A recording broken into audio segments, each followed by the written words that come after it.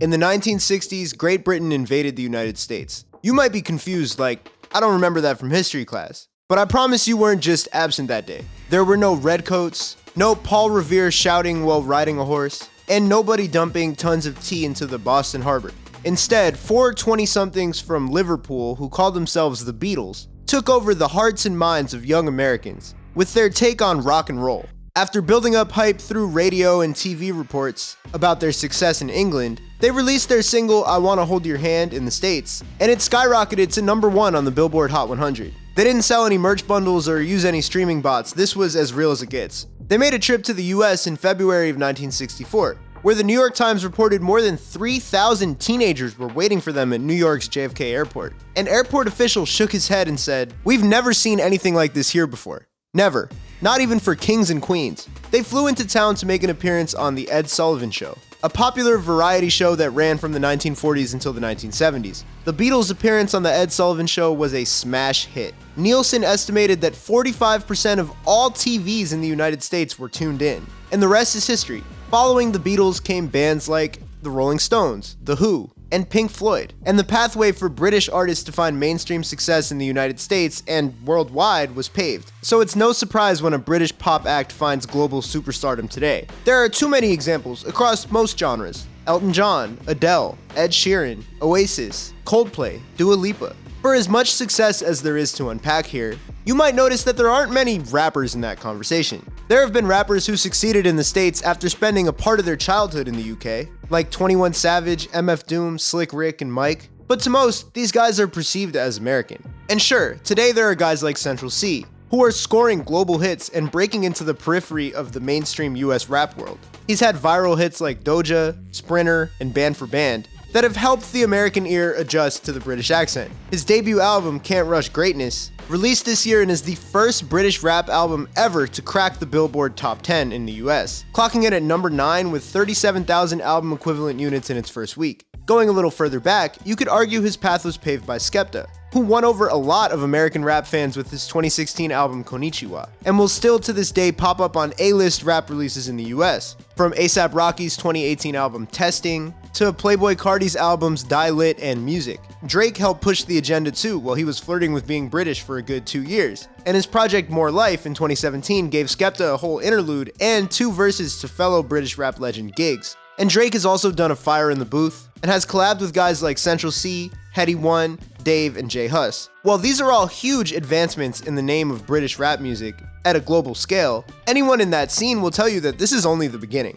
And there's a group of fresh-faced underground British talent that is pushing to take things to the stratosphere. Today I'm going to break down some of the hottest ones, and throw in a few personal favorites, and try to answer the question, just how far can this scene of young British artists go here in the States and worldwide? But first, if you like videos on music like this one, I'd really appreciate a like and subscribe. I post a video every week, and if you want to see them early, go to my Instagram, HADJI Gaviota, throw me a follow, and join my broadcast channel. I post all my videos in my broadcast channel 1 day early for free. Also, my group Elmjack has a song called Closer Sober coming out on April 23rd. I'm really excited for this one. It's one of my personal favorites. If you like the instrumental playing in the background, that'll give you an idea of what it sounds like. I'm gonna put the pre-save link in the description. All right, let's get back to the video. Skywater had a head start on most of the artists that I'm mentioning in this video. Hailing from Nottingham, a town about 2.5 hours away from London, they've been actively releasing music since the late 2010s, even collaborating with a pre-Old Town Road Lil Nas X on the song No Love in 2018. Their EP After God Fear Eve dropped in 2019, and their album Happy Hour dropped in 2021 with a feature from the late Lil Keed. They had some buzz with singles like Blake Homie, but things really took off in 2022 when they dropped their track Miles, which went viral on TikTok, complete with like a whole dance trend. Well, a lot of the artists who hopped on the Jersey Club wave around that time felt like they were doing it with cartoon dollar signs jumping out of their eyes. Sky's distinctive production style and vocals made it feel like something homemade and fresh. The next single, Eyes, captured that same energy, and when the rave tape came, Lil Uzi Vert even jumped on the remix of Miles. The buzz from that project helped take Sky into new rooms and new conversations. In 2024, video leaked of them in the studio with Playboi Carti and Ken Carson. While we never got any music from that session, at least yet, we did get a great project in 2024 from Sky called HADJI, with songs like Light with old friend Lil Nas X, Wanna Torture Me Tonight with Caribou, and a personal favorite of mine, Rain, which intentionally uses this like clipping, blown out 808 in a really cool way. The vibes on the album bend across hip hop, pop, dance, and everything in between. It got a solid review on Pitchfork, and Rain ended up on some best songs of the year list as well. They weren't going to take 2025 off either, as they recently dropped the new project Mia, and have been steadily feeding the fans with other SoundCloud exclusive drops. Sky has been fully embraced by American artists, as you can tell by the level of collabs that they've been able to get. But this has been building for a long time. In fact, here's a picture of me, Sky, and Krishu in the studio together back in 2019. Having been in the studio with them personally, I can vouch for their talent. And I'm yelling at the top of my lungs to buy Sky water stock because it is going up soon, and it's definitely more reliable than most other stocks on the market these days. They've been ingrained in the scene for a minute now, to the point where some don't even realize they're British until they watch an interview. With their vocal style, it's a little bit harder to tell, although we can't say the same for the next artist on this list.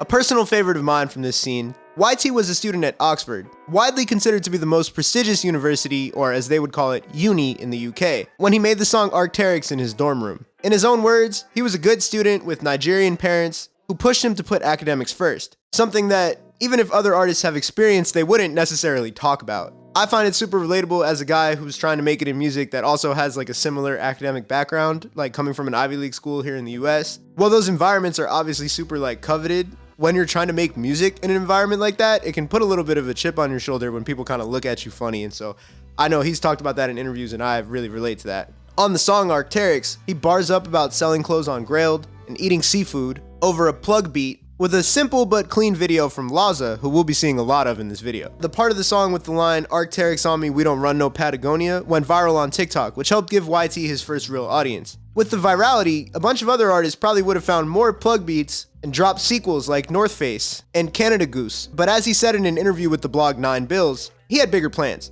I had labels reaching out to me, and I guess they wanted me to recreate something like that, but I really wanted to stay true to myself. The song went up by me making the music that I made organically, right? So I felt that the best steps to do is to continue just doing me organically and doing what I've done. The next moment will happen when it's time. He told Arshawn from Kids Take Over, well, for some reason, he's sitting on a stoop in the exact neighborhood that I grew up and live in Queens, New York, which was a big jump scare when I'm researching a bunch of artists from London, that some label offered him over $100,000 for Arc'teryx and 2 singles. But he decided to turn it down because he didn't want to be put in a box, and he felt that he needed to take some time and develop his own sound. He brought that sound out in 2023 with the tape Still Swaggin'. This is when I personally got put onto YT. There's not a single song on here that sounds like Arc'teryx. Instead, he embraced the rising popularity of the jerk scene and carved out his own sound within the subgenre. When you listen to tracks on here like Mr. Krabs or Pockets Full of Money Got My Trousers Falling Down, you get an initial layer of humor in the titles and some of the punchlines, but beyond that, the beats slap and the bars are impressively clever without being corny and still being catchy and melodic. Who else can turn their Oxford graduation day into a music video? Rather than try to assimilate with the American underground scene, his accent is on full display, making it very clear that he's from England, especially when coupled with words like trousers in the song title, and the accent in one of his most iconic tags. Told her, you read this music, and now all these boys think they can rap too, and they can't. The story behind that tag is actually pretty sad. As he said in that 9 Bills interview, that was a close friend of his who sadly passed away just a couple weeks after sending that voice note to him. It's really beautiful to me, he said. I'm happy that she kind of lives on in a sense. Still Swaggin' is seeping with personality, which helped it land a spot on the Pitchfork writer Alphonse Pierre's top 25 albums of 2023, which is actually where I first found YT. But this was just the start. In 2024, his real momentum began when he dropped the video for Black and Tan with Lancey Foe, another artist that we'll be seeing later in this video. The video was again shot by Laza, but while the Arc'teryx video was simple and clean like the Kingdom Hearts theme song, this video intentionally takes the viewer back to the 2000s, with graphics that would have fit on your PSP screen or on your parents' desktop computer. It was even posted in 480p, so it feels like you're watching something from back then. The video propelled the song's virality and brought a lot of people to it, but the quality of the song made them stay. He followed up Black and Tan with Prada or Celine, which continued the 2000s aesthetic with a Dance Dance Revolution inspired video. All that build-up culminated in the album Oi! A few weeks ago, with the name referring to his ubiquitous and super British ad-lib. The project is strong and polished and poised to be his real breakout moment, as long as it can actually stay up on Spotify. His music has had trouble with getting taken down on DSPs, especially Spotify. For some reason, it constantly flickers in and out like an old light bulb. At the time of me writing this, it's down, but it'll probably be back up soon. You can always listen on YouTube. And when you do, I'd recommend checking out Serena, which has a certain turn of the 2010s Young Money type nostalgia to it that I personally really appreciate. Between the lines of the punchlines and humor and swag, there is a heavily principled guy there in YT. He went viral a month or two ago when he did an In the Booth with Plackboy Max and set a bar along the lines of blowing through 1,000 like on Bonnie Blue. Like I said in my Plackboy Max video, I can't explain what that means without getting demonetized, and if you want to Google it, I definitely recommend turning on safe search. But anyway, when that song first came out on streaming services, he left the bar in there, but a day or two later the track was updated with a different line. And he spoke about it on Twitter. Sometimes God speaks, and when he does, you've got to listen. Even when it's not what you want it to do. Even when it doesn't make sense to others. I know it might not seem like it's that deep, but there's things more important to me than a bar or a hit. I don't talk about sexual stuff in my music. That bar came out on the spot, live on stream, so I couldn't reflect. A kid brought it up with me last week, and that made me reflect. I prayed on it and came to this decision. If it ruins the song, then, well, there'll be more songs. This attitude of putting his principles first lines up with the decision he made after Arc'teryx's virality to lock in and do his own thing, and trust himself. And it's that type of approach that makes me believe in him even more as an artist. Because anyone who makes music or follows other artists knows how hard it is to say no to something that'll bring you in money in an industry where it's very, very, very hard to make money. So we gotta applaud the people who stand on business, whatever that business is. When YT got Lancey Foe on Black and Tan, he was receiving one of the most valuable cosigns out there in the British rap world. Lancey has been around for pretty much a decade at this point, dropping his first project Pink back in 2015. He gained steam in the late 2010s as a fashion-adjacent, versatile rapper with a cult fanbase. Around then, he would get comparisons to Playboi Carti due to his style and vocals and production choices, which he addressed in an interview with NME in 2019. Me and Carti were in Atlanta laughing. We were just chopping it up, and we are two strong men. Social media can't separate guys like us. For me, I won't let people disrespect my art for the sake of comparison. Don't do that. He even got love from Kanye West around the Donda era, back when that still meant something positive, who said about him in a text, other than Playboi Carti or Rick Owens himself, he got the best eye and is very honest. For many American listeners, Lancey was seen around then as one of the first examples of a rapper who just happened to be British, rather than an artist making grime, or something else that maybe felt like a different genre from their other favorite underground artists in America. To artists in the UK like YT, and some of the others that I'm going to mention, Lancey is the blueprint for how to expand out of the British Isles without losing your style or pretending to be someone else. Len, an artist who we're going to talk about later, said as much in an interview with I Am Next. Yeah. Because Lancey came in at kind of solo dolo. Yeah, no, the way Lancey came, he came in as the sacrificial lamb. That's what I'm saying. He came in as like, it's just him. He can collaborate with American artists and fit in like a glove, but at the same time is the de facto leader of the wave of the conglomerate of British artists who are coming up right now, whom we'll dive into in a sec. Lancey, like YT, also had a show-stealing moment on Plackboy Max's stream, where he straight up entered flow state while recording. He's had a die-hard fanbase for years, but I see a future for him that's wider than that. And also wider than being your favorite rapper's favorite rapper type of artist, which he was kind of during that Kanye West Donda era. The Conglomerate project with him and Femi Guerrero and Len is the start of something amazing. Let's talk about the other two artists on there as well. In 2023, I turned on American underground rapper Dom Corleo's album and was taken aback on the 14th track when a British voice appeared out of nowhere and stole the show. That was the first time I heard Femi Guerrero, and I was hooked. Femi was born in Nigeria and grew up in a bunch of different English towns, but most recently before the fame was in Kent, a town about an hour and a half outside of London. He dropped a few tapes in 2019 to 2021 on his own. You can even see the classic generic DistroKid release tag on Spotify. At some point, he and YT connected over the fact that they were two of the only artists in London making plug and B, which is a genre of R&B influenced hyper online rap that was pioneered by guys like Summers. He went to school for fashion marketing, but unlike YT, was not exactly a star student, and according to him, used his student loans to buy clothes and take girls on dates and record music. Through the grinding of his early projects, he met Lancey.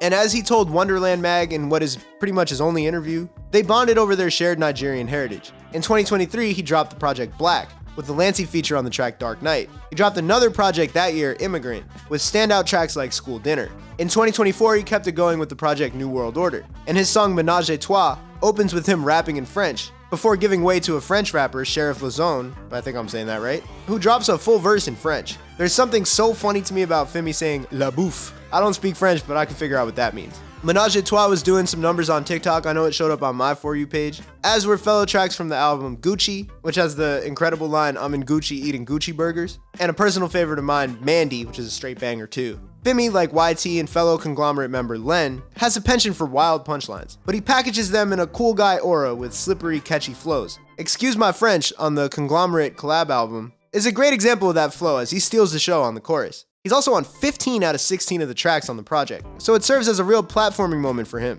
And it also was for our next artist as well.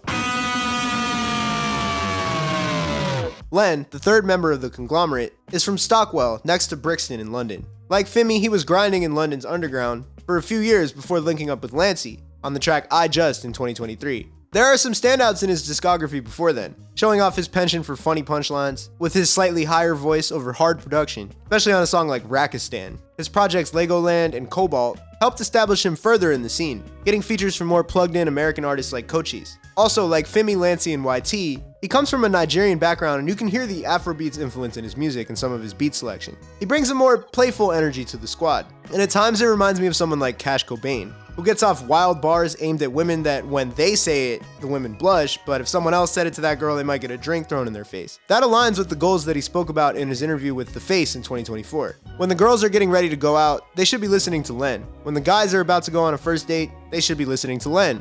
This country is so gray and stale. We focus on feeling smart, angry, woke. What about feeling sexy? This country needs more people who feel sexy. That's why I'm here. Much like it was for Fimi, the conglomerate project was a big coming out moment for him. The track Ozbat, which references the brand of the same name, run by fellow crew member Slick Sid, with his distinctive voice and crazy punchlines like, "Diamond's so white I got Dr. Umar on my line and he's chatting shit." On Wet Mouth, as you might guess from the title, he comes in with some pretty freaky bars. I don't feel like reading them, but the song bangs, so you should go listen. Lancey, Fimi, Len, and YT all exist in a timeline where they can collab musically and play off one another. All three of the others show up on YT's new album, Oi, and YT and Fimi have a great collab with another amazing Lauza video called MVP. The conglomerate tape speaks for itself in terms of chemistry. The trio run the three-man weave for the whole album, except because it's a British project, we probably gotta get rid of the basketball metaphors and use a more footy one, like they're doing the tiki-taka together or something like that. But on the periphery of this scene, we can zoom out and find some slightly off-kilter guys who are making some really cool stuff. Jim Legacy is operating in a different genre from the other artists that I've named so far. And yet, it's still pretty hard to pin down exactly what that genre is. He's another London kid of Nigerian descent, and he actually has music on the internet dating all the way back to 2018. With this song called Ego V5 on the Mixtape Madness YouTube channel, which is a big British YouTube channel for British rappers. It's more of a straightforward lyrical rap song than the stuff he's known for today. So it's cool to see how his art has molded and grown over time. It's funny because in his recent interview with Arshawn of Kids Take Over, he says his first song was in 2019, but unless there's another British guy named Jim Legacy with an X in the word legacy, he probably just got his years mixed up. He did an interview in 2020 with Equate magazine, where he talked about how he planned that growth that we're gonna see musically. From a sonic standpoint, I wanted to merge indie elements with trap music. I was listening to a lot of rock stuff and trap stuff, so I wanted the energy and aesthetic of rock but with trap drums to offer listeners a bizarre experience. When his 2021 project Citadel arrived, you could really hear the merging of indie elements with other genres, not even limited to just hip-hop or trap music. The track Ghost Recon has a very indie R&B lead guitar, with very blonde-ish pitched vocals in the background, an Afrobeats type drum rhythm, and then booming 808s. It's a mishmash of a bunch of different things that comes together really nicely to make something pretty damn unique. Cold Lewisham Roses is another standout, showing off Jim's penchant for vocal layering, with a lower, more rapish delivery, paired together with this higher singing voice with a lot of vibrato, and they kind of trade off constantly like a conversation. Citadel was just the start. Unfortunately, he was dealt some tough life circumstances, and was homeless, while at the same time, snippets of his songs were going crazy on TikTok. It took him a while to be able to release it all, but in 2023, his project Homeless Pop Music took things to another level despite the wait, keeping all the influences from previous projects, but also adding dance and EDM into the gumbo, with big, overpowering 4-on-the-floor kicks on tracks like I Tell, and Jersey-ish kicks on DJ. Probably my favorite song on the project is Candy Rain, which unfortunately keeps getting taken down on Spotify because of what I'm assuming is an uncleared sample, although in his interview he said that he thinks it's going to be resolved soon, so let's see. Either way, it's still on YouTube and it's required listening for me. Miley's Rhythm is another favorite, and I love the nostalgic like Nigerian music tags in the beginning. This whole tape is amazing from front to back. I remember when I first heard it, I was sending it to everybody. Jim also got tapped in with Fred again, one of the biggest DJs in the world, and is a feature on his song 10. He also has a production credit on Central C and Dave's smash hit Sprinter. And the absolute wildest thing about these two things is that, according to him, he made them both on the same day. He's not afraid of being softer and open. And while some artists would probably fear they would lose aura points for being that vulnerable, he's a great example that when it's genuine, it actually makes you even cooler. He tragically lost his sister in 2023 and released a super touching song for her called Nothing's Changed in 2024. He signed to XL Recordings and started off 2025 with a bang. The song Father, which was also co-produced by YT. In YT's interview with KTO, he mentions Jim and says that their music is kind of in different worlds, but it's slowly converging and he hopes that one day they could work together, and it turns out that that product was amazing. The song is a banger, and the way Jim talks with the sample sounds like he studied abroad for a semester in Harlem with Dipset. The video was done by Laza, so you should already know that means it's a nostalgic banger. He has an album coming called Black British Music, and literally the day I was wrapping up this video, he dropped another song from it called Stick. He had originally previewed it on Plackboy Max's stream. It's triumphant and nostalgic at the same time, and has me even more excited for the album. Fake Mink, who is only 19 or 20 years old, is one of the most prolific artists on this list. He released over 50 songs in 2024 alone. Before that, his 2023 project London Savior helped put him on the map. Many associate him with the jerk scene, so artists like YT or Fresh Boy Swag, or American artists like Xavier So Bass. But when he did an interview with No Bells, he revealed that he was influenced to make beats with that particular snare pattern from somewhere totally different. While I was making my music, I was listening to Headlines by Drake, and I copied that exact same snare pattern from Headlines by Drake, and that is the snare pattern they use in jerk music, and I feel like jerk music is more hyper-poppy. Fake Mink raps in a gravelly monotone over beats that do a lot of the time have that snare pattern. Truffle is a personal favorite, as he bars up about taking girls to Mackey's or McDonald's for you Yankees at home, and just, kind of being on your own thing. He's been branching out from that type of beat recently as well. Easter Pink, for example, sounds like turn of the 2010s EDM, more than it does jerk music, with 4 on the floor kicks and vocal chops, but the product is incredible. He's self-produced most of his music until recently, and records at home, and you can feel that when you listen. It's like someone in their room just locked in, pumping out the first idea that comes to mind, very stream of consciousness. Probably has the lights off, maybe even has the bed sheets over their head for noise cancellation purposes. It feels almost claustrophobic, but not in a scary way. Listening to Fake Mink makes me feel like that wolf staring off into the distance in that one meme. Nico B, or Tom Austin, got his start as a YouTuber before the pandemic, and then jumped into music with the viral hit song, Who's That What's That? Which, unlike a lot of other people's early surprise hit songs, is a pretty good introduction to his sound. His talky rap flow filled with English slang that I understand maybe 40% of, and goofy storytelling over bouncy production. The song peaked at number 26 on the UK's singles chart, after it went viral on TikTok. In 2024, he came back with a full project, Dog Eat Dog Food World, that builds off that Rhodes keyboard type energy from his first few songs, but branches out into new bags of drum production, like Drill on Miniclip, and the breakbeats on It's Not Litter If You Bin It. He adds a nice little falsetto on that song too. You kind of see his growth as an artist, it's really nice. He first popped up on my YouTube recommended around this time with that video, It's Not Litter If You Bin It, and I clicked on it because the visual style was sick, but I was pleasantly surprised by the music as well. Speaking of visuals, he came back with a new song called Why's This Dealer a few months after the album, and the video was done by none other than Laza, which as you would guess looks like it came from a time machine out of 2006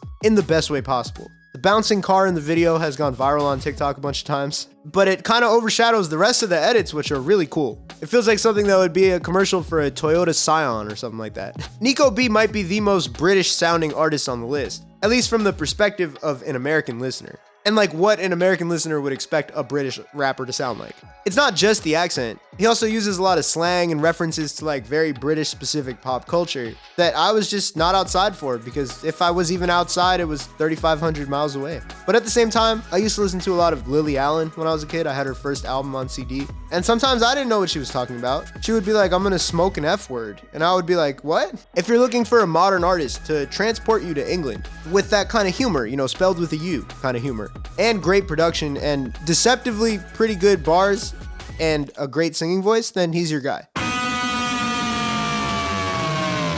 This is a bonus that I wanted to throw in because he's an artist that I've been following for years now. Downtown Kyoto is originally from Zimbabwe, but lives in Hull, which is about 200 miles north of London. I've never really been outside of London when I've been in England, so I can't speak to it personally, but from how he describes it on social media, it sounds like it's maybe not the most vibrant and inspirational place to be a young musician. But through that, DK persists, dropping consistently solid and charming pop-influenced music for like 5 years now. In 2022 and 2023, he really took things to another level creatively, going viral on TikTok a few times for having excellent visuals. Along with his creative director, Joe Howitt, DK will do anything for a fire idea, like putting his head into a copy machine. And that's really just scratching the surface. Learning in Public was the title of his 2023 EP, but it's also a mantra that he lives and creates by. Today you might see him producing a song using an old obscure PSP video game, or mastering the guitar day by day and posting it so you can see the progress. I highly recommend following him on TikTok or Instagram to see whatever insanely creative thing he's up to in the moment. But musically, I would say you should go listen to my 2 favorite songs, Changed It and Poison, both of which are on the Learning in Public project. Another bonus that I feel like shouting out is Gao the Arsonist. Gao is a very worldly artist. They've lived all over the world, including in this very house for a couple weeks, but I'm pretty sure that right now they're in the UK, which means they qualify, and I'll take any excuse to tell people about Gao the Arsonist. The adjective they use for their music is sludged, and when you listen to it, it makes perfect sense. It's almost entirely self-produced, incredible rap flows with stories spanning entire projects, and full comic books that go along with it to help you stay updated. He has a die-hard cult fan base and multiple incredible projects under his belt. And he's on my song, I'm Bored, which is usually the song that I put first in these YouTube videos. If you ever heard that beat and you're like, that beat is crazy, imagine what Gao does on it. At the end of the day, I'm a turkey, bacon, egg, and cheese eating Yankee from New York, who's only had a cheeky Nando's enough times to count on one hand. What the hell do I know about the UK underground scene? So I decided to ask Skywater for a couple recommendations that are maybe a little more fresh, things you wouldn't find somewhere else. And here they are. 6 Zeno has some high octane bangers from what I listened to. I listened to this song, Kitchen Nightmares Cornrows by 7 Forever, and I was blown away. It's a really cool stream of consciousness, acoustic ballad type song where he's talking about like Gordon Ramsay and the people around him. And honestly, I didn't know what to expect, but when I heard that, I was like, I need to listen to this whole album. Elijah August's newest song, Online, is a really cool mishmash with these bossa-ish guitars and a melodic rap flow, but with very forward-thinking vocal processing. The singing and the harmonies add a really nice touch throughout. And he's got a single dropping this week, so stay tuned. Dexter and the Newsagent, I realized I've actually heard before on Nico B's song, Trespass Code. Dexter has a beautiful voice, and her earlier stuff is more upbeat and produced R&B, but the stuff she's been dropping recently is like very stripped back. And both of those sounds go great with her voice. In 2021, she released an EP called I Do Love a Good Sandwich. Same, through a label called Common Knowledge. She hasn't dropped much in the last 2 years, only 1 song in 2024 and 1 song so far in 2025, but she's going quality over quantity, and her new song With You is great. I'm definitely tapped in from here on out, so hopefully we get some more. There's a stereotype that Americans tend to see themselves as the center of the universe. And to be fair, we definitely are one of the top exporters of culture, for better or for worse. And for now, until they find a way to put tariffs on ideas. Pop music, though, has become more and more of a global affair. Even here in the States, the listenership of K-pop artists and Latin artists like Bad Bunny show that the American audience is open to listening to artists they might not even understand. So when it comes to British artists, given that they speak the same language, why would there be a barrier at all? Now, not every artist I talked about in this video is a rapper, but regardless, hip-hop has played so many different roles in the forefront of American culture. It started as party music in the common room of a project building in the Bronx, but since then it's been everything from a political message spreader, to the bastion of cool, to a chart-topping money printer. In America, the music has context, born out of the unique circumstances of black people in the States. And since then, hip-hop has grown into this thing so big that people on opposite sides of it don't even recognize each other. And though people worldwide may not have lived in that American context, they have embraced the unique powers that hip-hop has. In Iran, for example, rappers are on the front lines of protesting the current regime. The rapper Tumaj was given a death sentence for supporting the country's woman life freedom protest movement in his music, and he spent 5 months in jail before he was eventually released and freed. A 16-year-old kid named MC Abdul has been spreading the message of Palestinian resistance through his raps as well. And on the commercial side, hip-hop is stealing the show in countries like France, where 12 of the top 20 best-selling albums of 2024 were from rap artists. And that's a pretty similar ratio to what we see in America. These artists in France, though, right, they're not making too much of a dent in America, nor do I think they're trying to, beyond like the francophone American audience. These people abroad are mostly making rap music for audiences within their own country. With British rap music though, because of the common language, there's room for the American audience in theory to accept these guys and seamlessly integrate them into their playlists. Central C, Dave, and Skepta have already shown that they fit in with A-list North American artists like Drake, Lil Baby and Playboi Carti. Given the sheer amount of raw talent on this list, I don't doubt that we'll have more of these guys have similar success across the pond and maybe even take things a step further. 20 years ago, it would have been hard to imagine that the most commercially successful rap artist in the United States was a mixed Canadian former child actor who also liked singing a lot. Maybe in 10 years, we'll be looking at one of these young British artists as being in the upper echelons of rap music at a global scale. And hey, maybe you got to hear about them here first. Let me know what you want me to cover next. Peace.